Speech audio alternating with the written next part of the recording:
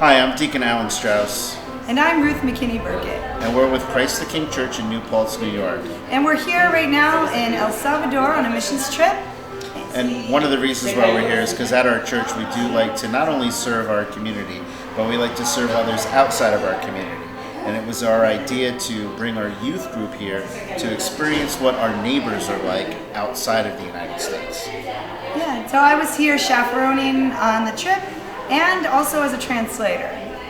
So today, on Sunday, we're with the Sinai, wait, I have to read it. Iglesia, Sinai, Mision, Centro, Americano. And we found out when we got here that I was leading a men's Bible study. And I was leading the women's Bible study. And we found out less than 8 hours before we had to do this, right before bed the night before. Yeah, so it was pretty interesting, but it was really great. We had a chance to really minister to the men and women of the church and they showed us their heart and we showed them our heart. There were about 35 women, and we did this interactive thing where we both shared different things that God was speaking to us. It was kind of a neat exchange. And one of the most exciting things is I had a song on my heart before I got there that I wanted to sing, and when I got there, they were singing the exact song that I'd written down on the paper, so that was a really special moment for me. And I taught on the Good Samaritan, and there were a lot of nice interactive questions where they were asking about what it means to serve your neighbor and how were we going to be serving our neighbor while we were there in El Salvador. And one of the things that we made sure to tell them is that we didn't come to teach them anything. We came to show them our love and for us to learn from them. Well, what we did on Monday was we went to one of the public schools there that had over 1,000 children. Is that about correct? 1,000 children. Yeah. And we got to hang out with them at recess, and we played soccer, and that was really fun. I hadn't done that in years, and they beat us, so we got to give them our soccer ball. It was fun. They loved that. So the school was great because it was children from grades 1 through, I believe, 9. So we got to meet a wide variety of kids. We went into each classroom and told them a little bit about who we are and why we were there. And we basically told them that we were there to show the love of Christ. We gave them an opportunity to ask us questions about our life in the United States. We asked them questions about their life here in El Salvador. And they also wanted us to pray blessings over them. So we did that in a bunch of different classrooms. One of the things that was really fun in the group that I was translating for is that one of the young ladies in my group, she's 13, in the classroom we were in, they were all 13, so they thought that was amazing, and they got to ask each other questions about what school's like here, and what school's like in the United States, and then we did this fun thing, because they're learning English, and Olivia, my young friend that's 13, she's learning Spanish, so they would say something in English and she would translate it into Spanish, and that was just great fun, and just getting them to see that cultural exchange and them sharing those experiences was super meaningful, and you could see that it just meant a lot to both our group and the kids there, so it was neat to see them interacting that way. And the other main purpose of our day being at this school was for me as well as a few of the other pastors to take a tour of the school and see some of the needs that they have. Their needs are pretty great. Half of the school is without electricity because they can't fix the electrical problem. They don't have enough money to fix that. And the other thing is clean drinking water. They don't have clean drinking water there. They're filtering it through just a sediment filter, so there's still bacteria that's in the water. So we brought with us some water filters, and we were showing them how that could be used with the water tanks that they have there, so the kids could actually drink some clean, fresh water. Today we were at our host church. Yes, I'm going to read it. Iglesia, Sinai, Mision, Centro, Americano.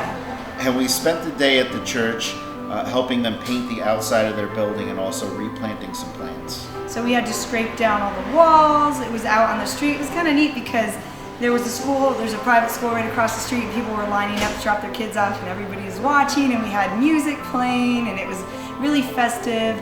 And all of our group, we were out there, and also some of the young people and the painter from the church, they were all there. We're all working together.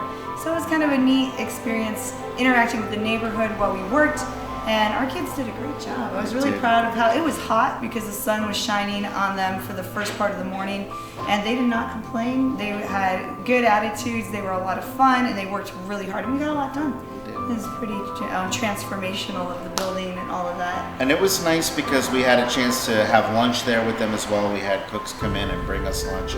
So basically the main purpose of our time there was not just to help them beautify the outside of their building, but it was also to create some bonds and build relationships with them, having conversation with them while we were doing this, really relating to the people of the church, and I felt we did that. Another thing I remembered about the day is that we had brought a lot of things to, a lot of, blankets, clothes, medical supplies, and stuff like that. And so we had time that day to sort it all out and kind of figure out where we wanted to distribute everything. We had an orphanage we were taking stuff to.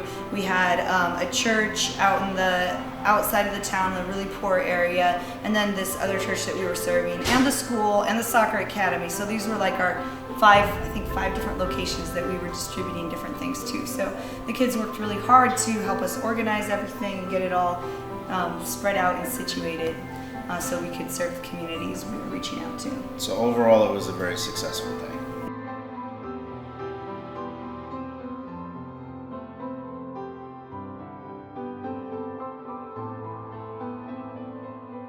Today we're visiting another one of our host churches. Yeah, and I'm going to read that. Amigos para Christo. It means friends for Christ. So they're a pretty unique church. They're a church that's set up in the northwestern part of San Salvador, and this church primarily ministers to people who are coming out of gangs. They're renouncing their membership to the gangs when they come to Christ and totally changing their lifestyle. So we spent the day there painting with our youth and also hearing from former gang members who have renounced that lifestyle to now follow Christ.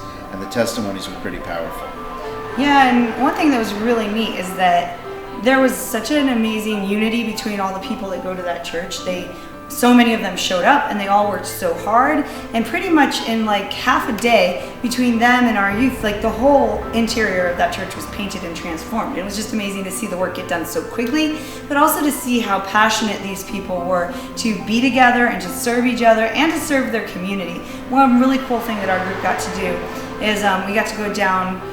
One of the women from that church visits a lot of the elderly and sick people in the community, and they took some of our group down there, and we got to sing to this one lady who is bedridden. She can't stand up, she can't sit up, but we got to go sing with her, and she sang to us, and her voice was amazing, and also just her resilience, like how she faces her life every day, not being able to get up, but she's still so full of gratitude and kindness. And I know that several of us were crying when we left her house because we just felt so blessed and touched to get to interact with her and to see someone who's been through so much but still so joyful and resilient and kind. And she thanked us 100 times for coming, but we also felt so thankful to have had that experience with her and inspired to face challenges in our own lives with gratitude and a good attitude. And so I feel like that was probably one of my most touching experiences being here, and I think for a lot of our youth it was too.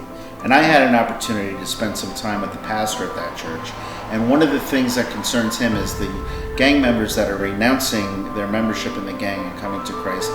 They're outcasts in society. Nobody wants to accept them anywhere. So they have a hard time getting a job. As a matter of fact, if they're caught out in the street, they could be in very serious harm from not only the police but from other gang members. So one of the things that pastor wants to do is set up micro businesses to be able to create income for the former gang members to be able to raise their families. So we actually put together a plan where they're actually going to make some disinfectant to be able to sell out in the street. So it was a really important day. So at the orphanage, we gave out blankets, t-shirts, and dresses that one of our parishioners' grandparents helped make with a nonprofit foundation that she's a part of. So we handed those out. That group is called Dresses for Orphans. Dresses for Orphans, yeah. And we handed out little cards that went with it that said, "Your grandma loves you." So that was really nice. The kids were super excited that we were there. Our kids got to interact with the orphans that were there, and we didn't spend a whole lot of time there, but I think in the short amount of time that we were there, the kids really had a chance to bond and hear some of the stories of some of the kids that are there. I won't get into everything that we spoke about, but it was pretty powerful. And then at night, we had Ruth bring the word to one of our host churches. So that evening I got to speak at the church, and it was a really special experience, and it was kind of neat. It was my birthday, and the whole church sang me happy birthday several times, and they all prayed for me. And one of the things that I've loved the most about being here is seeing how loving and affectionate the people of El Salvador are. They give some of the best hugs ever. Major bear hugs. They won't let you go. They're like, ah. And then one lady, she's like, I am your Salvadorian grandmother. So, and part of the reason we're here is for social exchange and to get to know our neighbors, to see and know and understand these people who are far away but different from us, but to appreciate and know and love them. And I think we've fallen in love with these people. They're so charming and they're so wonderful. And that's what we were hoping would happen. And one of the things that we saw is that even though we're separated by international borders, Ruth brought the word that was so powerful to the people that were there. It really meant something special to them, so much so that they want Ruth to transcribe that message. Yeah, they wanted me to write it out. So it was a great word. It was really encouraging to know that I was able to bring something that was helpful to them.